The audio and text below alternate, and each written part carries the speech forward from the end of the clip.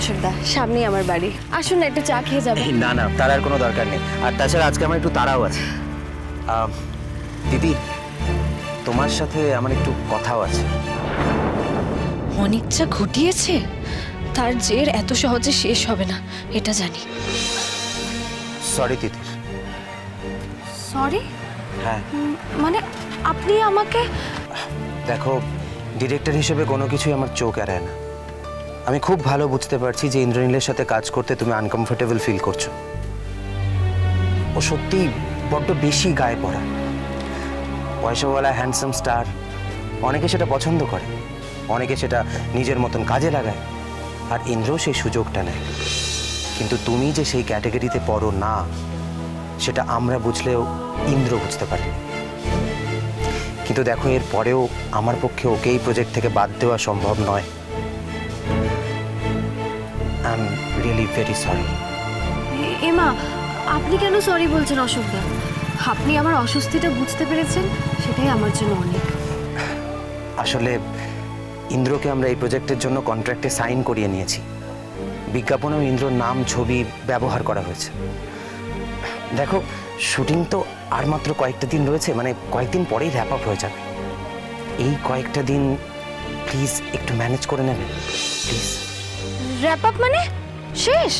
হ্যাঁ, আরে 3 মাসের ছোট গল্প তো। 2-1 দিনের মধ্যেই পোস্টার, হোর্ডিং, পেপার অ্যাড আসতে শুরু করবে।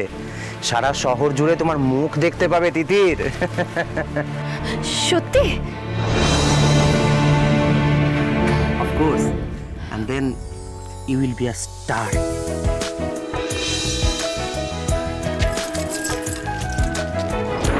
কিন্তু অশোকদা, শুটিং শেষ মানে আমার কাজ শেষ? আরে না না, সেটা কে বললো? এ তো সবে শুরু। তোমার কাজের প্রশংসা সারা স্টুডিও জুড়ে যেভাবে হচ্ছে, you are just getting started. একবার শুধু টেলিকাস্টটা শেষ হতে দাও, দেখবে কাজের বন্যায় তুমি দম ফেলার সময় পাচ্ছ না। কিন্তু তিতির, তোমাকে একটা কথা বলি, এই ইন্ডাস্ট্রিতে তুমি যত কাজ করবে, ততই ইন্দ্রনীল সান্যালের মতো লোক আরো বেশি বেশি পাবে। তাদেরকে তোমায় ফেস করতে হবে। বি স্ট্রং, নিজেকে শক্ত করে নাও। তোমাকেই রুখে দাঁড়াতে হবে। কিন্তু তোমার পরিবারের লোক, তোমার বয়ফ্রেন্ড যদি এভাবে শুটিংয়ের মধ্যে এসে ঝামেলা করে, তাহলে কিন্তু বড় সমস্যা হতে পারে। মানে ট্যান্ট্রাম করো বলে তোমার নাম খারাপ হতে পারে। না না অশোকদা, সেটা আর কোনোদিনও হবে না, আমি তোমাকে কথা দিচ্ছি। গুড, না হওয়াই ভালো। দেখো দিদি, এই ইন্ডাস্ট্রিতে কাজ করতে গেলে প্রফেশনাল লাইফ আর পার্সোনাল লাইফটাকে তুমি যত আলাদা করতে পারবে, ততই তোমার জন্য ভালো। বুঝেছো? চ্যাটার্জিদের মেয়েটা তো বেশ খেলা খেলছে। কদিন আগে একটা বাইকালা ছেলে এসেছিল না? কি চলছে বলো তো? হ্যাঁ, মেয়েটাকে তো দেখে আগে এরকম মনে হতো না। আরে দূর, আগে থেকে দেখে কি আর মনে হয়? খেয়াল করোনি ও রোজ সকাল সকাল ট্যাক্সি করে বেরিয়ে যায়, সেই রাত করে বাড়ি ফেরে?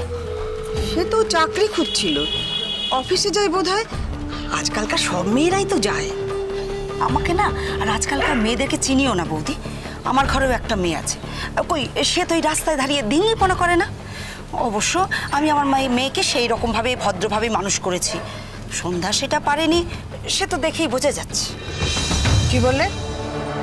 কি আজে বাজে কথা বলছো? কি ঢিঙে মনে করেছে আমার মেয়ে?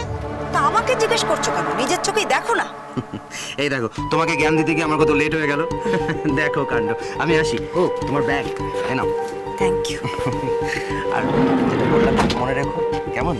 আচ্ছা, হবে সব ভালো।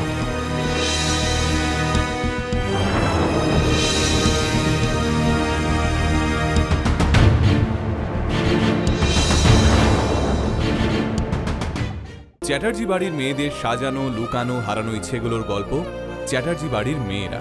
দেখুন সোম থেকে শনি সন্ধ্যে 7টায় আকাশ 8-এ।